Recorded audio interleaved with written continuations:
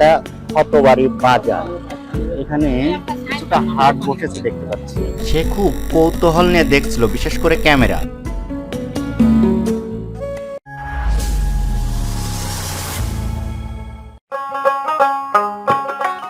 বিকেলের সোনালি রোদ গায়ে মেখে আমরা পৌঁছে গেলাম ক্ষতবাড়িতে, পাবনা জেলার চাটমোহর উপজেলার ফৈলজানা ইউনিয়নের এক ছোট্ট গ্রাম।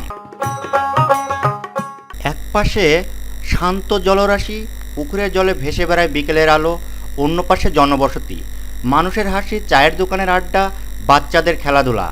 মাঝখান দিয়ে বয়ে চলা এই সরু রাস্তাটাই তাদের জীবনরেখা, যেখানে প্রতিদিন সকাল শুরু হয় নতুন গল্প নিয়ে।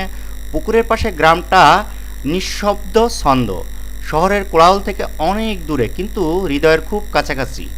জীবন হয়তো ঠিক এই রাস্তার মতোই, দুই প্রান্তে দুই জগৎ, আর মাঝখানে আমাদের পথ চলা। রাস্তার ডান পাশে দাঁড়িয়ে আছে একটি সুন্দর মসজিদ, গ্রামের মানুষের প্রতিদিনের প্রার্থনার স্থান। প্রতিদিন এখানে মুসল্লিরা নামাজ আদায় করেন। ফজর থেকে এশা 5 ওয়াক্ত নামাজে ভরে ওঠে মসজিদের আঙিনা। এটা ক্ষতবাড়ি বাজার।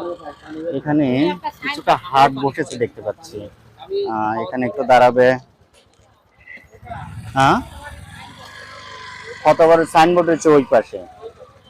এইদিকে বাজার আছে। এটা দাখিল মাদ্রাসার একটা মাঠ, সেই মাঠে এখানকার বাজারটা বসে। মেবি আজকে হাটবার নাকি শুধু বাজার?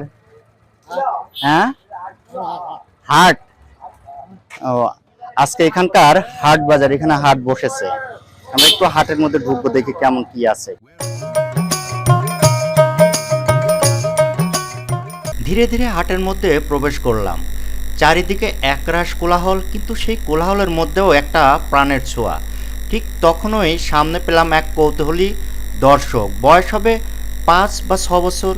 একটি ছোট্ট ছেলে দূর থেকে ক্যামেরার দিকে তাকিয়ে আছে। লজ্জায় মুখে কথা আসছে না, চোখে তার এক ধরনের নির্ভেজাল কৌতূহল, যেন জানতে চাইছে কি হচ্ছে এখানে। এই শিশুটির নিষ্পাপ দৃষ্টি যেন পুরো হাটের প্রাণচঞ্চলদের সঙ্গে একাকার হয়ে গেছে। হাটটি ছোট হলেও ভালোই।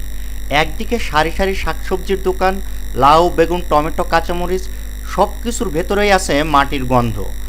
অন্যদিকে মাছের কেনাবেচা চলছে টকবগে কোলাহলে, তাজা রুই, কাতলা, পুঁটি। এই হাটে যেন নদীর পান ঘুরে বেড়ায়। আর হাটের এক কোণে রঙিন জামা কাপড়ের দোকান, যেখানে উৎসবের আমেজ মিশে আছে প্রতিদিনের কেনাকাটায়। ক্ষতবাড়ি হাট শুধু ব্যবসার জায়গা না, এটা মানুষের মিলন মেলা, যেখানে প্রতিদিন বিকেলে নতুন গল্প বনে। যাই হোক, এখানকার হাটে কিছুটা সময় ছিলাম। এখানকার হাটে যে ধরনের জিনিস পাওয়া যায় এখানে সেরকমই আছে, খুব এক্সট্রাঅর্ডিনারি কিছু না। সূর্য যখন ধীরে ধীরে পশ্চিমে গড়িয়ে পড়ছে, আমরা তখন এই ক্ষতবাড়ি থেকে বিদায় নিলাম। ক্ষতবাড়ি শুধু একটা হাট নয়, এটা এই অঞ্চলের মানুষের জীবনের অংশ।